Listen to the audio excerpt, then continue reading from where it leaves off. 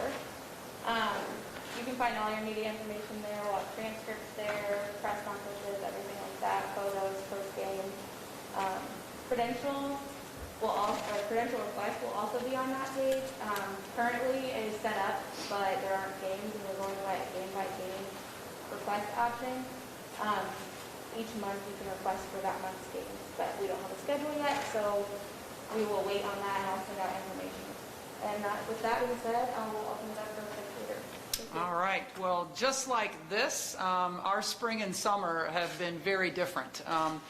Kind of unusual, but I'm really happy with our team's commitment and their just attention to detail of focusing and not worrying about the unknown, but instead preparing like the Big Ten tournament is tomorrow. And I couldn't ask for a better group of how that they've prepared and come into practice every day with masks and having to practice and just being very aware when they're away from the arena on how they have to be so careful to protect themselves and to protect our team. And so I've just been extremely proud of the young women and what they've done.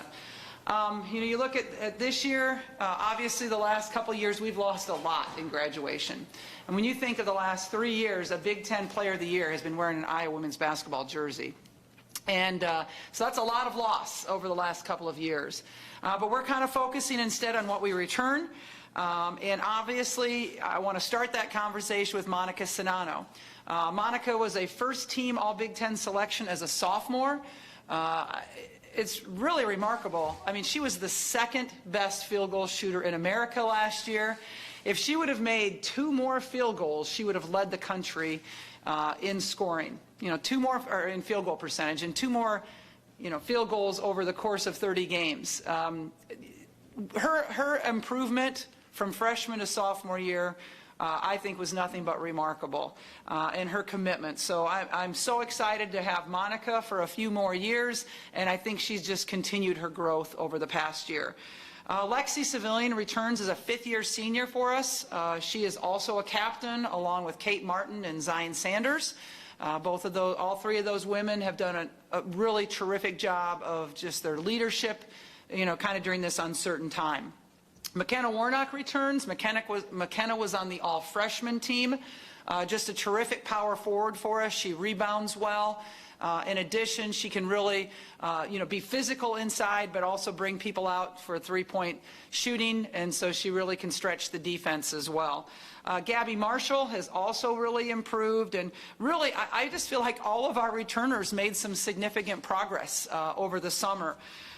We also, as you know, have the 17th ranked recruiting class coming in here. Caitlyn Clark leads that. Caitlyn being a 5-star recruit. She was the 4th best player in America last year, the 2nd best point guard in America, from Dowling Catholic. She was a McDonald's All-American, the Iowa Player of the Year, the Gatorade Player of the Year. She's won 2 gold medals in USA basketball. And she holds state records for most points in a game with 60 and most 3-pointers in a game with 13. So some pretty remarkable statistics. And Caitlyn is coming here expecting to contribute right away, and she will be contributing right away. So we're excited to have that next point guard. We've had so many great point guards come through our system, and excited about this one. Lauren Jensen also is joining that recruiting class. Lauren is from Lakeville North High School. She shot 45% from 3-point range in high school, 25-point per game average, and she was a finalist for Miss Minnesota basketball. And this, for those of you that don't know, the #1 player in America was from the state of Minnesota. So not bad to be a finalist to the #1 player in America. Sharon Goodman is an Iowan that comes from Crestwood High School. She is the she was the Player of the Year for the 3A in her junior season, all-state selection as well. And Shatia Wettering is from Montezuma, Iowa, our closest recruit, the all-time leading scorer at Montezuma, and she's also won 2 national AAU basketball tournaments. So our schedule, I can't really talk about. We still don't have one. It's kind of an unusual situation, and that's what we talked about with our players. You know, never have we went into a season not knowing who we're going to play, where we're going to play, or when we're going to play until this year. It is what it is. We just have to be ready for everybody. We're trying to schedule our 3 in-state schools along with 2 other non-conference. We'll only have 5 non-conference this year, and we've moved our Big Ten schedule from 18 to 20, along with playing the Big Ten tournament a week later than it has been. So that's it's still a work in progress. But I do know the Big Ten is going to be, and I probably say this every year, but I really believe it, as strong as it's ever been. I mean, we just did not graduate a lot from the conference. There was some within conference transfers, but obviously those players are experienced and have all been really given immediate eligibility. So I'm sure there might be some questions I can answer. With that, we'll open up questions. Coach, you said last year not to compare Monica to Megan, but I thought Monica went to her left better than Megan went to her right her sophomore year, because Monica seemed like she could score either way when she was down low. Yeah, I think that's a really good point, Don. I think that's true. I think Monica uses her left probably better than Megan used her right as far as at a sophomore. But Monica continues to improve. She's very physical. She's more of a vocal leader this year than she was last year, and she knows the team is counting on her to put the bucket, put the hole in the basket in the hole.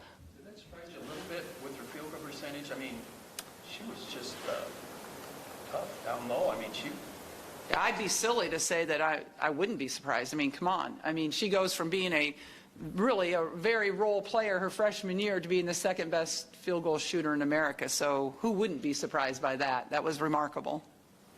Talk about her budding leadership. I mean, you look at her career, she kind of had, I guess, a good trajectory to learn early and watch Megan, and then have, a bigger role last year, and then now it's kind of her team in a sense in terms of what you count on, just in terms of molding her into that leader, that person that you hear the most. I mean, how has she transitioned into that role, among other things? I think she's doing a great job leading, and she's not a captain. I think as a sophomore, we needed her to work on so many other things and concentrate on so many other things that I didn't want that to be on her plate as well. But she is a leader just because that's the type of person she is. And I don't want to say this is her team. I don't think anybody ever feels that way with our basketball teams. We try to be really balanced. But certainly having a great inside attack like Monica opens up things for our three-point shooting. We still want to play the same style. We want to get up and down and run, and she does a great job with that in the inside position. But also we want to pass the ball really well. She's a wonderful target to pass the ball to. She's got great hands. You talk about leadership and vocalness and all that stuff, and we lose that in Kathleen. Where does that come from? Yeah, and that's what I'm really missing the most right now, is that emotional leadership. Kathleen just wore her heart on her sleeve, and sometimes that can be a detriment, but most of the times it's really positive. And I just think that a lot of times as a point guard, a lot of people feed off of your energy, and she just brought that all the time in practice and in games. And so other people are kind of having to step up in that role. Again, I'm not really expecting Caitlyn as a freshman to do that, but people like Kate Martin and Monica are really doing a good job with that. What have you seen from Caitlyn so far? Well, you better be ready to guard her when she crosses the half-court line. I mean, she's a player that loves to shoot the ball and has tremendous range, but I think sometimes that her passing gets overlooked. I mean, we have had so many oh wow moments in practice already. I mean, highlight type passes. We had one today. I mean, put that on the highlight film already because it was so unbelievable. So I think sometimes people overlook how good of a passer she is just because she's such a tremendous scorer. Not had somebody come in with her credentials right away, expecting big things, from game one. Just as you've got to see her mental makeup more up close and how she's handled all that came in high school and will here as well, what has impressed you the most from that aspect of her? I love how coachable she is. I mean, she really wants to learn. She wants to get better. She asks questions. She comes and watches film. I've been very, very pleased with how coachable she is and how much she understands she still has to learn. Sometimes people can come in with that kind of accolades and think they know it all, and that's not at all how Caitlyn acts. Last year we saw McKenna Warnock step up in some big moments, in some tough games against top 25 teams. And really felt like she was taking over at the end of games, and as a freshman, that's pretty special. Kind of what do you think her ceiling is, particularly when you think about the performances in games like that? Yeah, McKenna just did a tremendous job, and the reward at the end of the year, being on the all-freshman team, was very, very deserved. I just think, McKenna's going to probably move into our starting position this year as a power forward, and all four of our guards kind of all do the same thing basically. But I think McKenna has gotten stronger. I think she can go both hands a little bit better than she has, and so I think that McKenna can be one of our top rebounders. We lose Amanda. Amanda was our best offensive rebounder. We need offensive rebounds, and I think we can get that out of McKenna this year.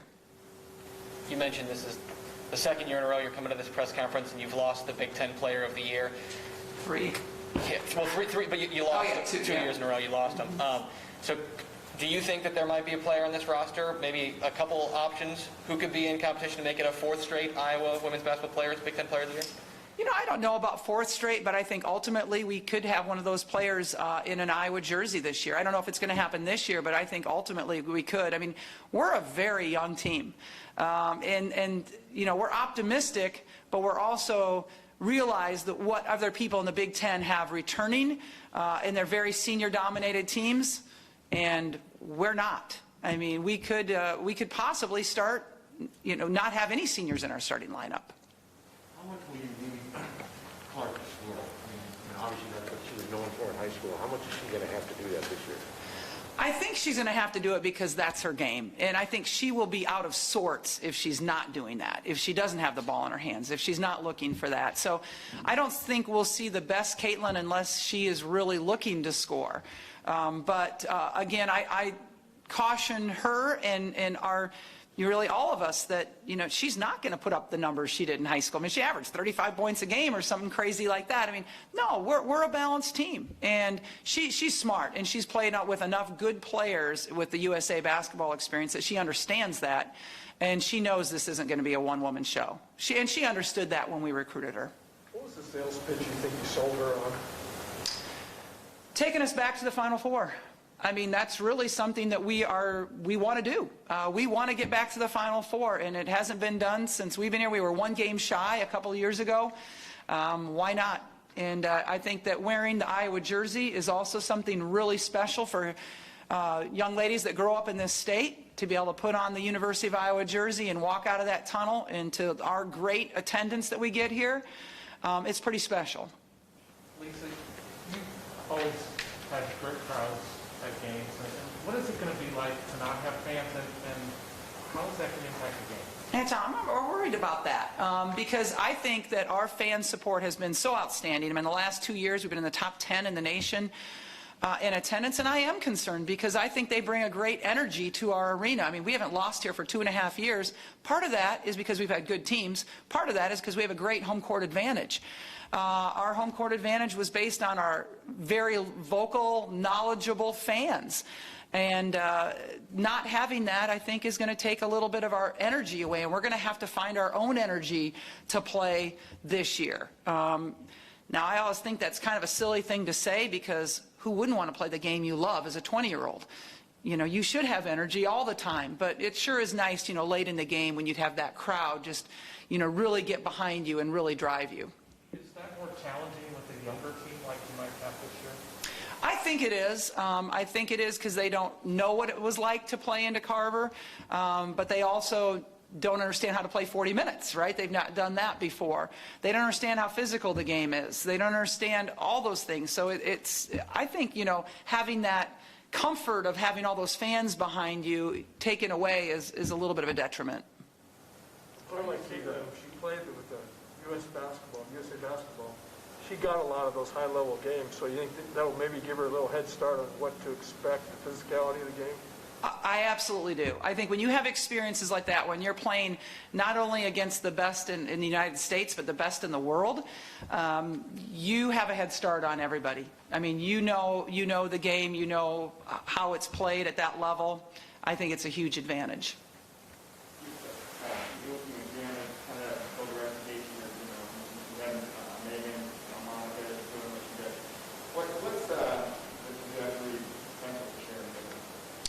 Oh, I'm so excited about Sharon Goodman.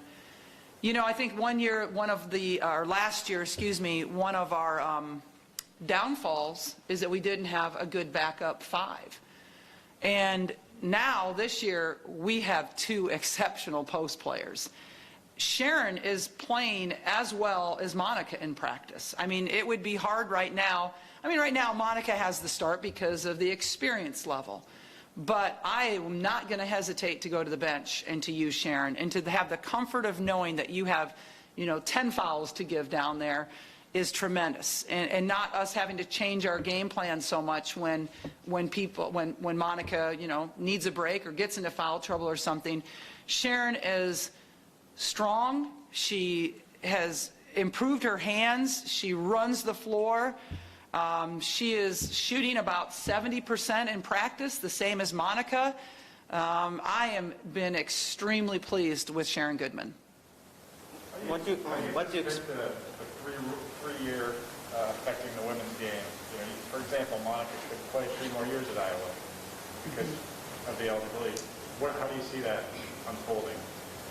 Well, I could see it being a real positive. I mean, if Monica, decides to come back for that extra year, boy, to have her, be in that starting position for 4 years, or, having that much experience, I just know a lot of people would love to have 2 posts like we have right now, and they're a freshman and junior.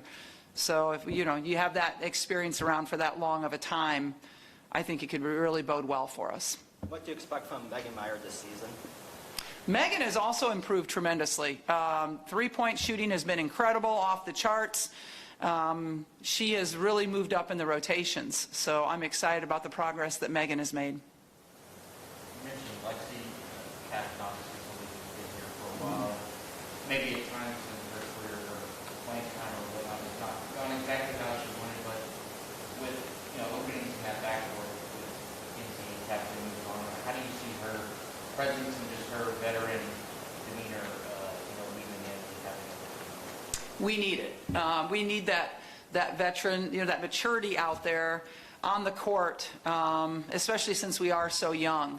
Lexi's been hampered a little bit with injuries throughout her career. I just would love for her to have a pain-free senior year. She has knocked down some big shots for us. When you think of Lexi over time, and at Minnesota last year, we're down 2, she knocks down a 3 with seconds to go, or Maryland here. I mean, she's knocked down some big shots, and so I continue to look for that. But more importantly than that, to me, is the leadership, the maturity of knowing how to handle situations. How does Kate Perkins' game evolve? Just more confident now. I think last year we didn't see Kate nearly at what Kate was able to do because of the knee injury her freshman year and not playing, and then having to play in a brace last year. This year, no brace, just plays with a lot more freedom, a lot more confidence. She's a very vocal kid. She's emotional. Like I said, she's somebody that we can get that energy from. She's playing tremendous game from last year, tremendously better. So it's playing 3-year school, 3-state schools. I see from Western Illinois, so you're playing now. Are you talking with anybody else for that 15? We're trying. We're still looking. It's not easy. And quite honestly, the Big Ten was really late in deciding that we were going to play non-conference games, and so everybody else had kind of been jumping on them. So it's a little bit tough to find that. And if we don't, we don't. We'll play 24 this year. But 25 is the goal. We've seen it on the men's side, the success that they've had from going to 20 conference games, just kind of strengthening everybody's schedule sort of top to bottom. Do you see that as something that could stick, and what are your feelings about that? I don't think so.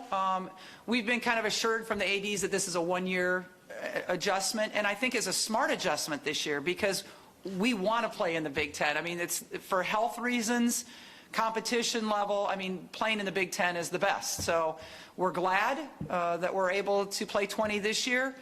but we would rather go back to 18. I mean, the recipe for our success has been the 18.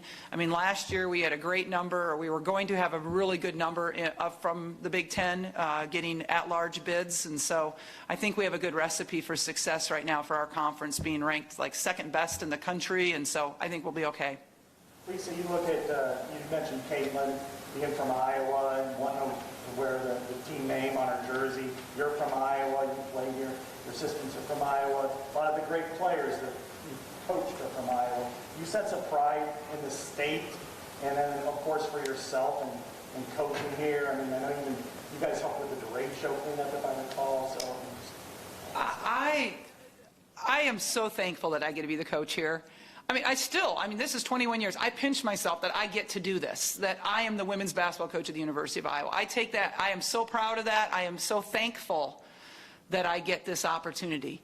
And for me to have, Jan and Jenny and Abby all from the state on our staff, yeah, it's special when you get to coach Iowa girls, and that doesn't take anything away from the women that come from out of state. I know their commitment, they're traveling farther.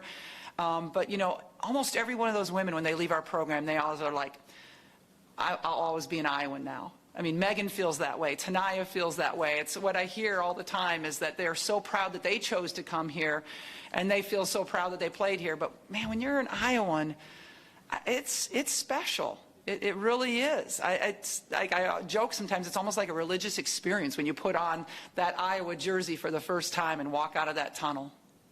Speaking of your staff, I noticed Hannah Bluer's on your staff. How did that become to be? Well, Ugo got our director of operations from last year, got an assistant coaching position closer to her hometown, so as an advancement, happy for her. But this late in the game, it was a little bit hard to go out during COVID and to find a director of operations. Hannah has graduated from our sports administration program here, had all the qualifications, is working on her master's degree, so I'm really glad to have her in this temporary role. Last question. Gabby came out with 5 straight against Rutgers. Is she a little more consistent this year on the threes? I would say so, yeah. I would say that she's definitely more consistent in the three-point shooting. Okay, thank you so much. Thanks, you guys.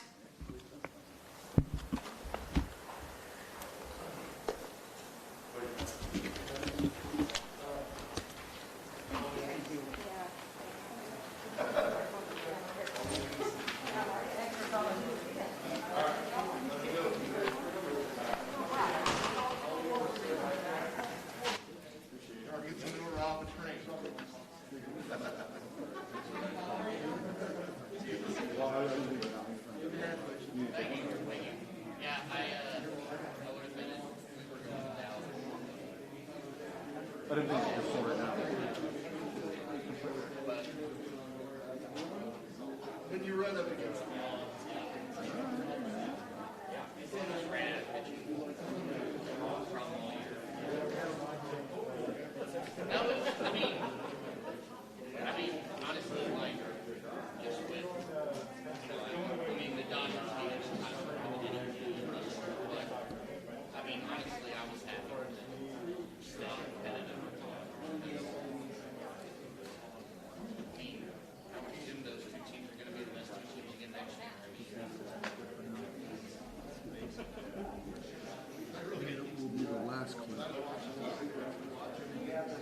is this?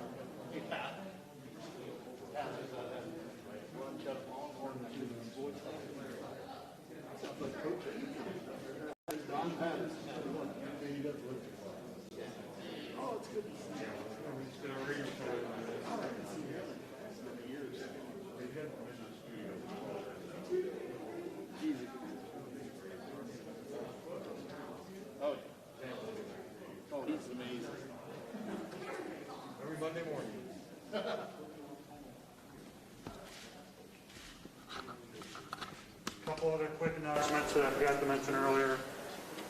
We will do players via Zoom next Monday and Wednesday. I'll send out a schedule on that. And if you guys get questions from fans in regards to like fan cutouts and whatnot, our marketing office is working on that, and we'll get information out as soon as we can. And all programs this year will be digital. We'll go right into questions for Coach.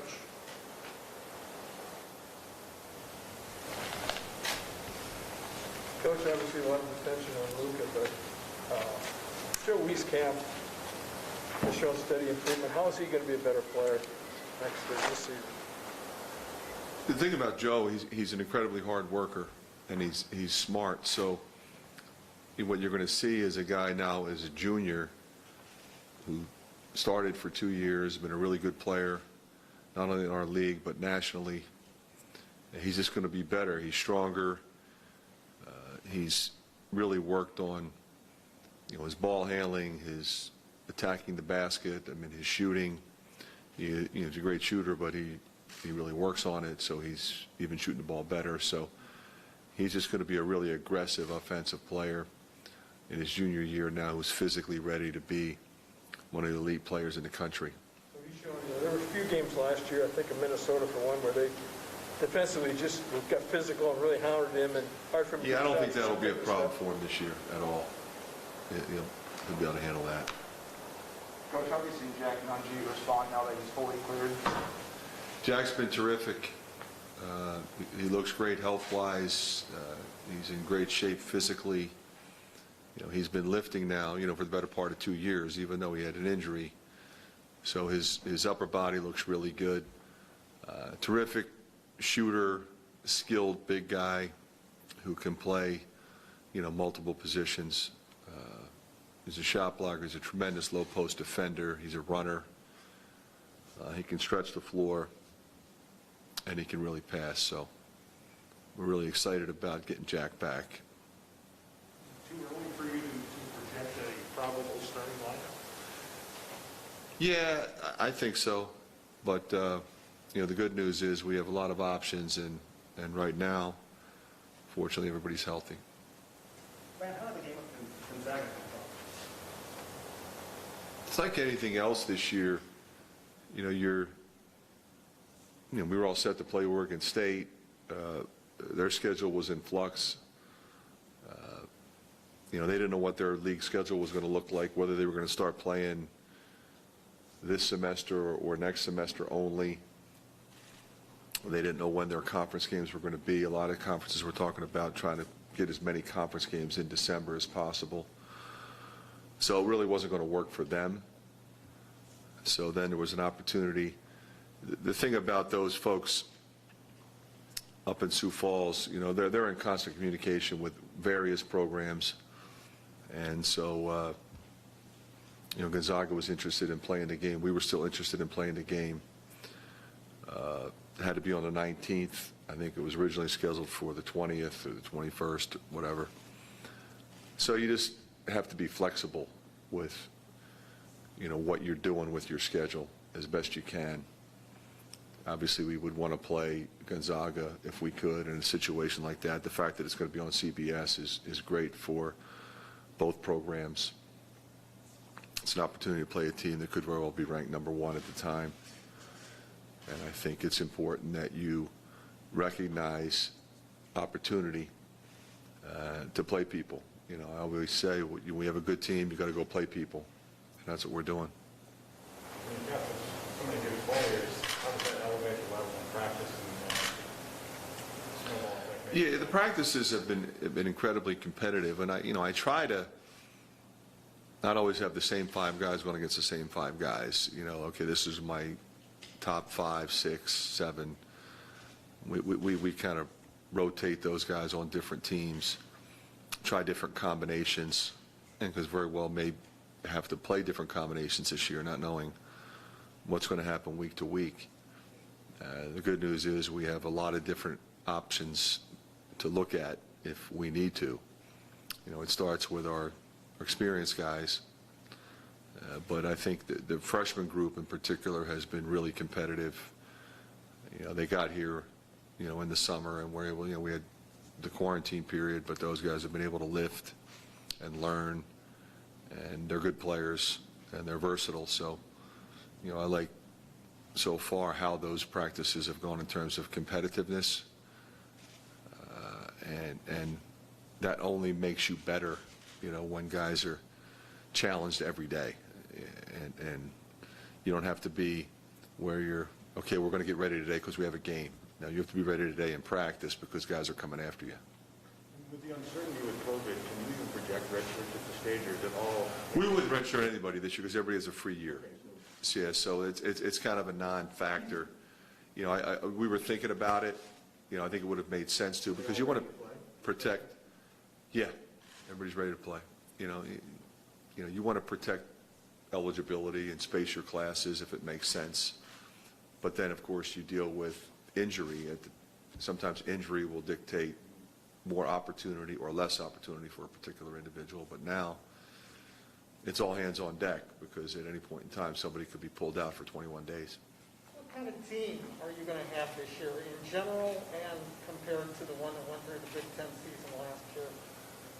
We're much deeper, substantially deeper.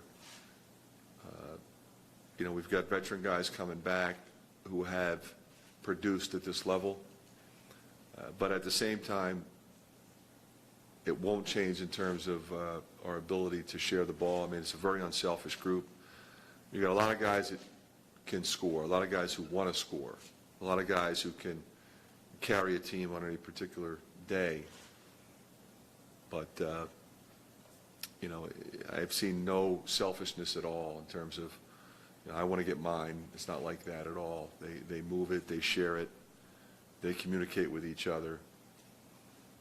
So I think we have enough weapons offensively. I think we have enough depth to keep fresh bodies on the floor. Defensively, I think we have enough size.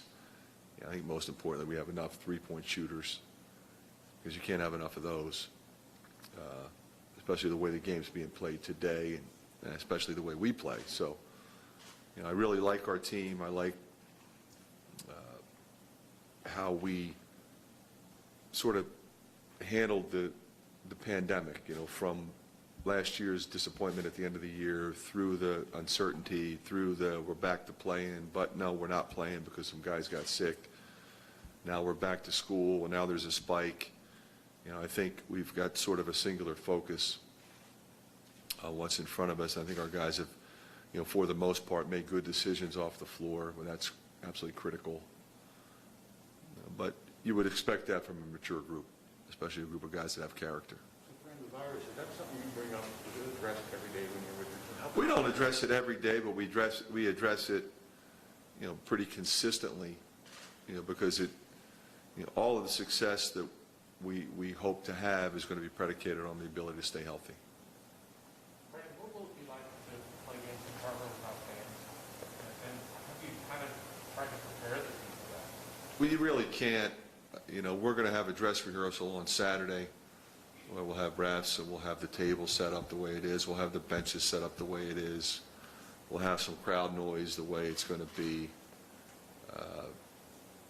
There won't be any cardboard cutouts or anything like that. Maybe that will happen down the road.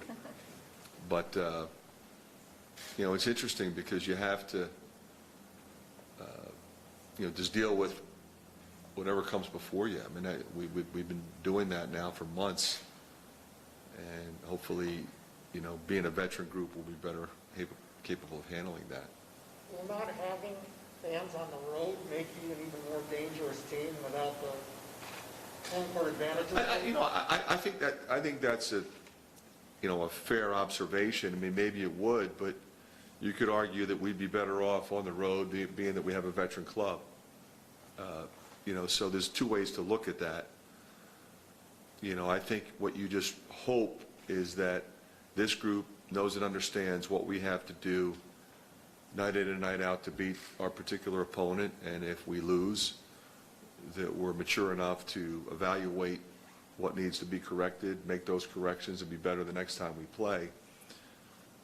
But consistency of effort, concentration, and the ability to play together is going to be critical in any year, whether it's pandemic or not.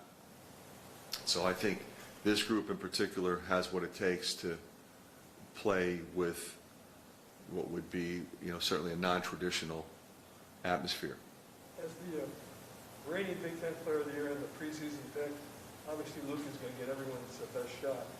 How is this game improved to where he can handle that game in and game out? I think he's already proven that he can handle that game in and game out. I don't think he has to be any better in that area. I think what he has to be is better in all areas of his game. So just taking the natural progression from his junior to his senior year, okay, what could he be better at? Well, it's impossible to work any harder because he works out, and his feel for low post play is, is unmatched. Defensively, I think you saw a dramatic improvement from his sophomore year to his junior year. So, I think he could improve there even more. He was a factor defensively in ball screens. He was a factor defensively on the glass in terms of being a rim protector.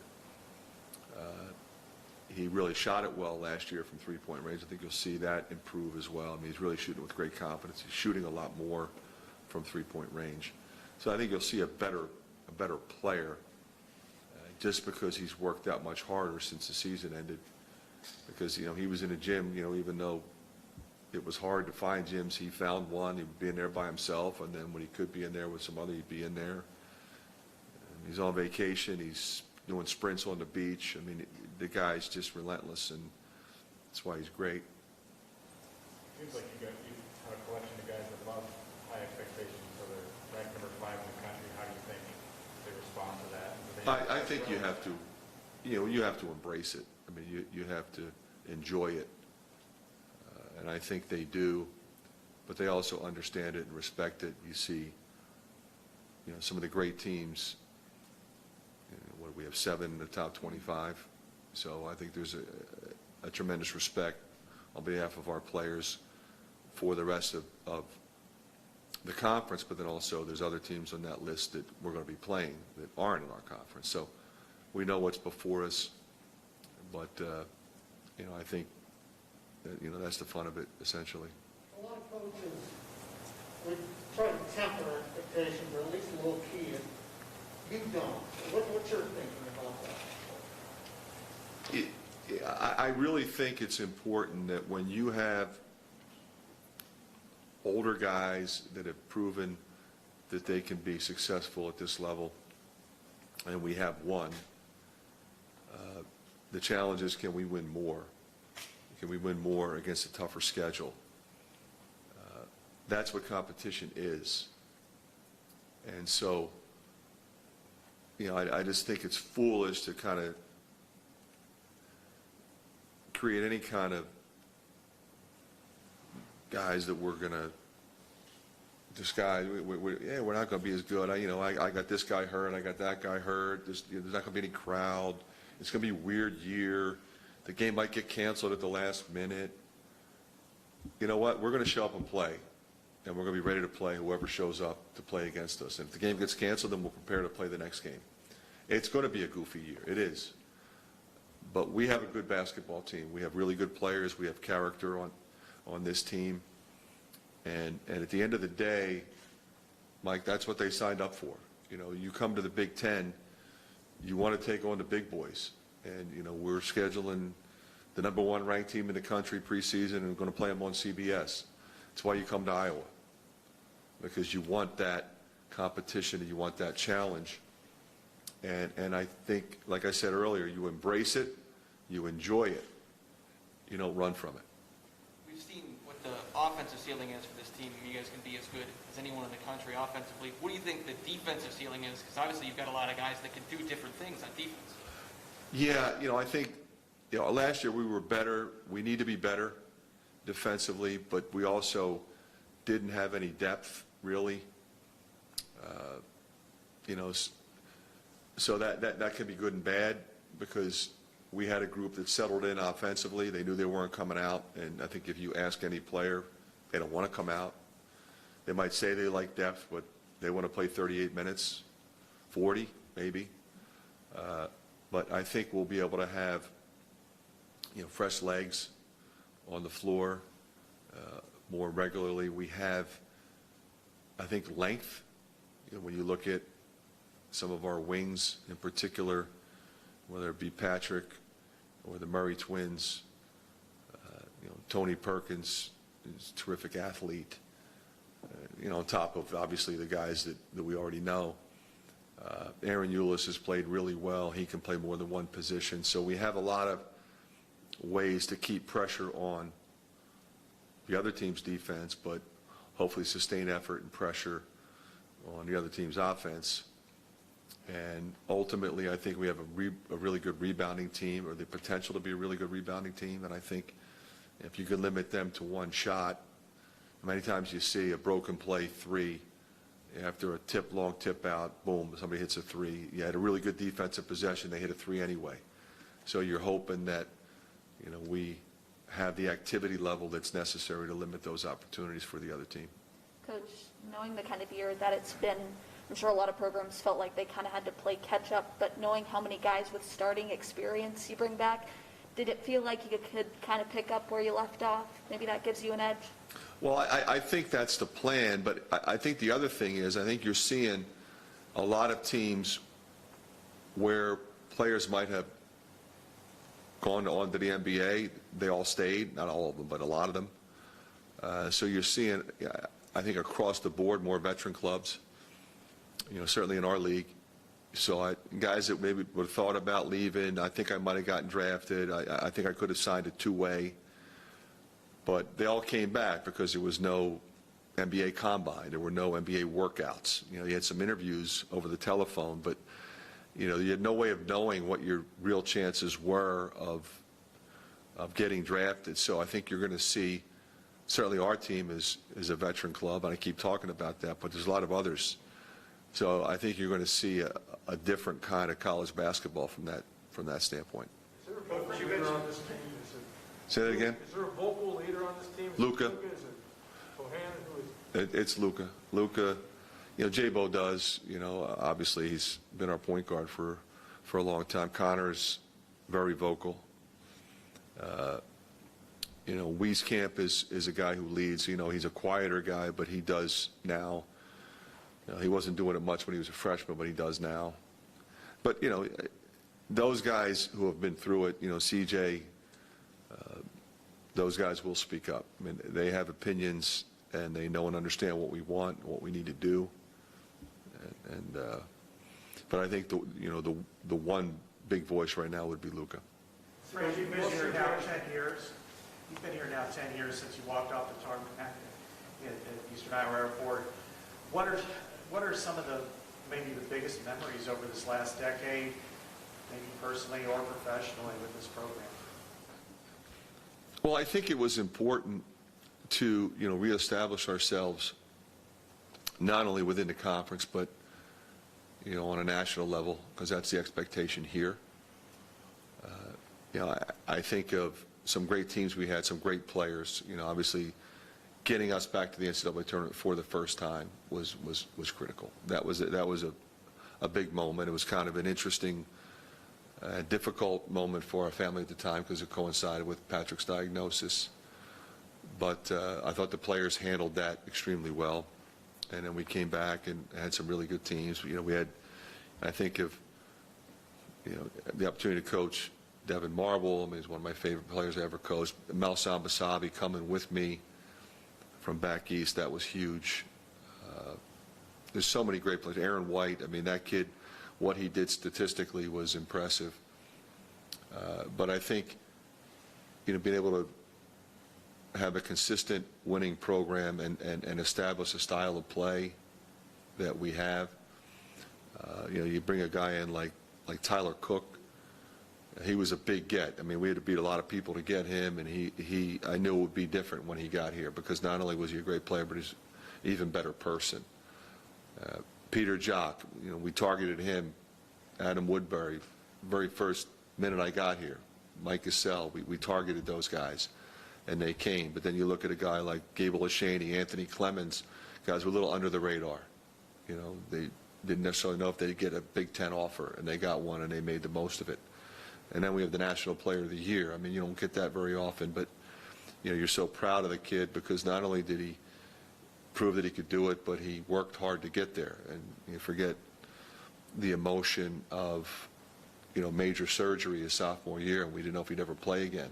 And, 6 weeks later, he's the MVP of the 2K Classic, and then the next year he's the National Player of the Year. So, very proud of the guys we brought in and the way they conduct themselves and our ability to win, and what is so far and away the most difficult conference in college basketball. I mean, it's not even close anymore. So that says a lot about what we've been able to do. And I don't often talk about it because, I prefer to give the credit to the players. I'm very proud of my staff, but, we had some guys early that, they had to believe in us and say, okay, yeah, I'll come. Aaron White was one of them, Marble, right off the bat. We didn't know if he'd come or not. Said he was coming, then he changed his mind, then he said, okay, I'm coming, and he was phenomenal. Bryce Cartwright, we were lucky he led the Big Ten in assists. Nobody knew who he was, but we developed a relationship with him and got him to come. So it's been a fun ride, now having, I remember in the beginning, Connor and Patrick would come to practice and sit on the side and shoot on the side, and now they're playing, and that's tremendous for our family, and it's a lot of fun for them. It's great to see them be a part of it. Coach, you touched on your freshman earlier. Which of those have caught your eye will be able to break its indictment with all the veterans you have coming back? Yeah, the only guy that's a little bit behind right now is Josh, and that's not his fault. He had an interesting journey just to get here, so he's catching up. The other 4 guys were here in the beginning, and all 4 of them, the Murray twins, Aaron and Tony, they've been tremendous. All of those guys are ready to play. It's not going to be easy to find minutes for them if everybody else stays healthy, but we'll see where it ends up because we're going to need everybody at some point. As you know, it's been 40 years since Iowa's won this regular season title. What would that mean for you? What would that mean for this team to end that drought? I don't know, Pat, that I really look at what hasn't happened in a long time, and I would love for it for this group. They're a special group of young people that truly love each other, and they put the time in, and when you see a group work as hard as they have, you want them to succeed in a way that's special, and that would be, a championship, whether it be a regular season or a tournament championship, or a run in the NCAA tournament. Obviously, is what we all want. So it's there for them as a possibility, but it's a long journey to make it happen. Where's Patrick athletically? Patrick's in a really good place. Yeah, he's playing well. A little pulled muscle, so he didn't practice on Saturday. But he's been out there most of the days, shooting it well, playing well, attacking. Physically, he looks great.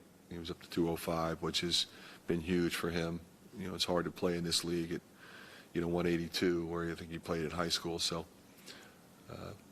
he'll be a major factor for us. Connor's game has really evolved for you, Connor's game. Not only the assist, but the leadership and toughness he brings on the floor. How valuable are all those traits? Incredibly valuable, because he knows and understands what we want at any given time, what we want to run, what we're in.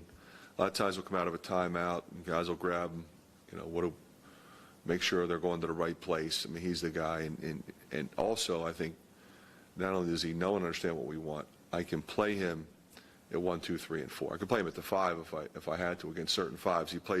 He guarded the 5 against San Diego State last year and did a phenomenal job there. So having that kind of versatility and he looked physically is about 215 right now. Really looks strong and shooting the ball well.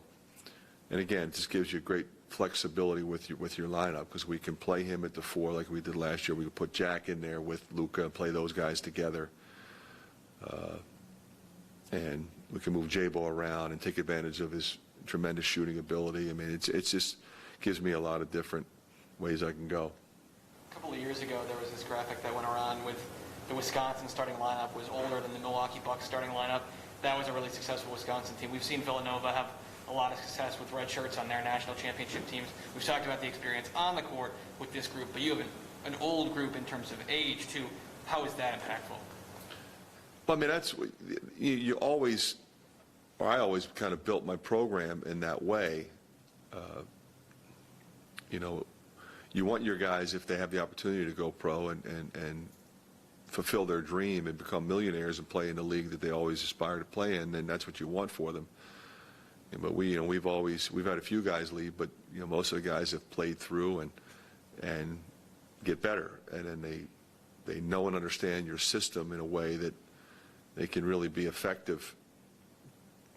And when you're coming down the stretch, you're going to, as good as we have the potential to be, we're going to be in a lot of close games. That's the bottom line. That's what this league is. And if you're advancing in the NCAA tournament, you're winning close games. So how do you do that? Well, you execute. You execute your late game packages. You execute coming out of timeouts, and that's at both ends. I always talk about whether there was a breakdown because the play didn't work. Well, a lot of times there's a breakdown defensively because we were supposed to switch and didn't, or one guy thought we were and one guy thought we weren't. And so those breakdowns don't happen as much with older guys, and that's kind of what our hope is. But like I said, I mean, there's a whole lot of teams this year in our league that have older guys. It's not like we're sitting there at the top and everybody else is playing freshmen.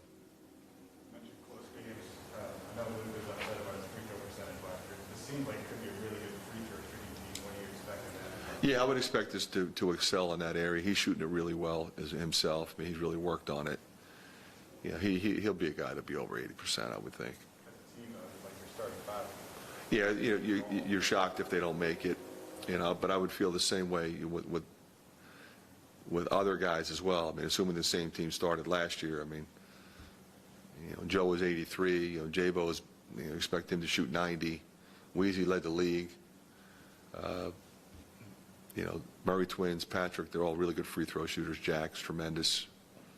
Yeah, so it's not like you're concerned when we get fouled. It's a good thing for us.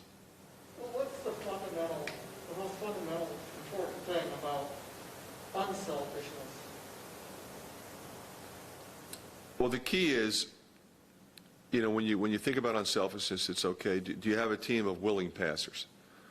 And what that means is, when you're open, I throw you the ball right then. I don't exhaust my opportunities to score for myself and then throw you the ball when they're exhausted, because now it's late and you can't do anything with it. So it's Luke is open in the post, throw it to him. Sometimes he's not. Well, you got to have patience and wait, and then I might have to move it to a different location because I can see that he's going to be open if I move it. But if I move it too late, then he's not. And that same thing holds true with your shooters. When guys are coming off screens or you're playing a team that's switching, well, then you might have to slip guy. But it's putting yourself in a position to make the pass at the appropriate time, because that's what's going to lead to a bucket. And I don't care how good of a shooter you might be or how good of a low post scorer you might be. If you don't get the ball at the right time to that person, they're not going to score. So I think we have a really good understanding of that. Frank, what can Chris and Keegan bring? They seem like pretty versatile players that can play a lot of different roles for you. Yeah, they've been really good, both of them. Keegan is a phenomenal rebounder, phenomenal, every day. And his length and his tenacity to go to the glass is what separates him. But both of those guys do the same things. They keep balls alive. They can dribble and pass, so they can play as guards. They can both make threes. They can stretch the floor and stretch the defense, I should say. But they can make a play off the dribble. They're just low maintenance guys. They no issues off the floor. Yes sir, no sir. They just want to compete. They thankful for the opportunity. But those two guys can play. Did you ever get them mixed up? Can you tell them apart? Most of the time I can tell them apart. Occasionally, like when you're looking at film, it's hard. But, one's left-handed, one's right-handed, so right off the bat, one has a different number than the other one, so, we can all figure it out. But they just grind, both of them. Proud of them. Brian, what dimension do you think Patrick could add to your team this year? How do you plan to use him? Well, Patrick's a run-out guy. I mean, he in transition is really special because he can score in a variety of ways. He gives us another three-point shooter, another guy who attacks the rim, another guy you can throw alley-oops to. I think defensively he'll be a lot better because he's more physical than he's ever been able to play. He was not a physical guy, so defensively his presence was, pretty much get some rebounds, block some shots because he's taller. But now, he's fighting for traffic rebounds. He's sliding his feet really well, keeping guys in front of him, fighting through screens. Because, he's going to be guarding guys that are going to be coming off. If you're playing the 3 spot in our league, you're playing a guy who's a killer. I don't care who we play. That guy is a killer. So he's going to get screened, and they're going to run stuff for that guy. So you can't fall asleep. You got to get back and guard. But he's a really talented offensive player. In terms of recruiting, it looks like you're going to sign probably one guy this week. Has COVID really held that back? Is that limited the number of players maybe the teams are signing? I think it has limited to a certain degree because we didn't see a lot of guys that we would have seen. We may have seen somebody we didn't know about. Like, think about last year, and we ended up signing Tony Perkins. We didn't really see him until the summer. Unfortunately, we got to see the guy that committed to us well over a year ago, so we already knew him. But we were talking to kids on the phone that we hadn't seen, and now we're trying to make decisions. Do we want them? Do we offer? I've never seen them play live, and I've never met them. I've talked to them on the phone and watched them on film, so you can do it that way. But I think there's a greater risk for mistakes doing it that way. So with the roster we have returning, we feel really good about where we are, and we can shift a little more to the 22 class. How has Bohannon come back from hip surgery now? He's fine. He looks great. And Frederick is doing okay? Yep. Both of those guys look great. Going back to some of that recruiting stuff, have you had to kind of gauge what guys may and may not take advantage of the extra year when you're thinking about offering scholarships? Because it kind of creates a weird backlog of the number. Yeah, we're just kind of looking at it like how many scholarships do we have in this class? And that's kind of the way we were looking at it. We're not, and if somebody leaves, like let's say Luka goes, and we have another one in the spring, then we want to evaluate in the spring. Okay, how did our season go? Who played well? What do we need? There'll be a number of players available in the spring that we could go after. Joe Tucson, I think you asked about him. When Jordan comes back, obviously, so he may feel like he loses a little bit of his role, but how has he responded, and what role do you see him playing? His role will be very similar to what it was last year. We'll see, what the minutes look like. May not get as many with J-Bo in there, but those two guys play well together. They kind of go at each other in practice every day, which has been really good for both of them. But like I said, I mix the lineups up. So he plays with Joe, he plays with Aaron, he plays with Connor. And he's taken a step as you would have expected him to. He's playing really well, playing much better. As good as he was, I think fewer mistakes. He had a couple turnover games last year. He's not turning the ball over the same. He's scoring the ball, shooting the ball pretty good. So we're really pleased with Joe. I know opposing defenses won't think this, but with all the attention focused on Luka, in a way, can Jordan kind of be sliding under the radar a little bit going into this year? Yeah, I that's a possibility, but I don't. Everybody knows him. He could end up being the leading three-point shooter in the history of the Big Ten, so he's going to get attention. But it's like you said. You got to figure: are we doubling Luka? If you're playing us, are you doubling him? Where are you doubling him from? Who you doubling them off of? Well, we got a lot of shooters around them, no matter what lineup I put on the floor. If it's J-Bo and CJ and Wieskamp, Connor shot it really well last year. You kind of pick your poison there.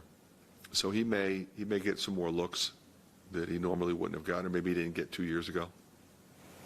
Coach, the new landscape of recruiting is going to be more freedom of movement with the one-time transfer rule. How's that going to affect your philosophy in the future of recruiting? I think you'll see more schools, more programs, save one for the spring at least. We kind of try to finish it up in the fall and kind of know what your roster is going to look like. You might save one. But I don't know that I would say, okay, that's my rule of thumb. I'm going to do that no matter what. If I had somebody that wanted to come, I'd take them early. And I wouldn't worry about what I might be able to get in the spring. But, it's going to be a different world without question. Take one or two more. Okay. Thank you. Thank you all for coming. You know the transcript out.